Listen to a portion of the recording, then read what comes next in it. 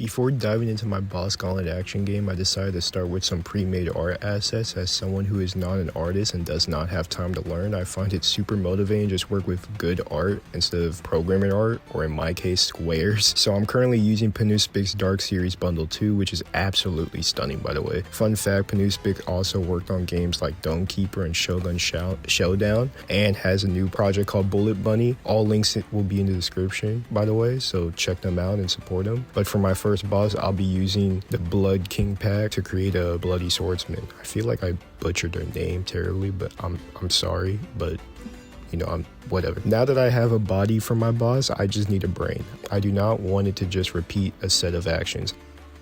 I want it to react to the player in its own circumstances. A great example of the type of boss I'm aiming to create is Margaret the Fell Omen from Elden Ring. I like how the boss essentially does react to what you do, just like stabbing you when you try to drink an Extus flask. So to achieve this, I decided to use a behavior tree for my AI. If you are not familiar with behavior trees, AI in games has an excellent lecture on the topic. In this video, I'm looking at one of the core AI technologies that is now pervasive throughout much of the AAA video games industry: behavior trees.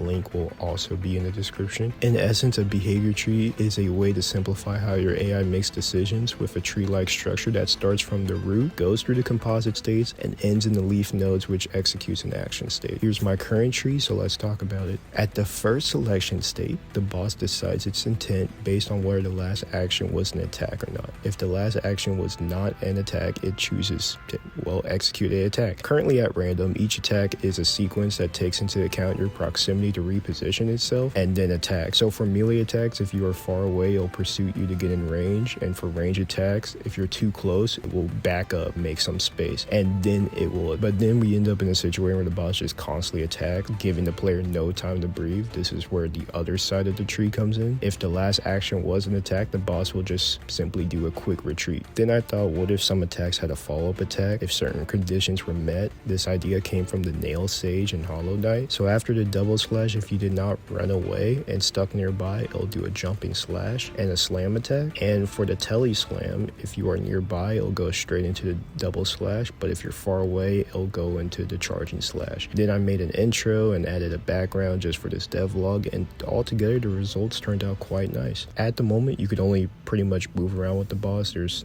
not really a way to interact with it yet, so the fight part of the boss fight is coming. It's just not yet. That'll probably be the next devlog.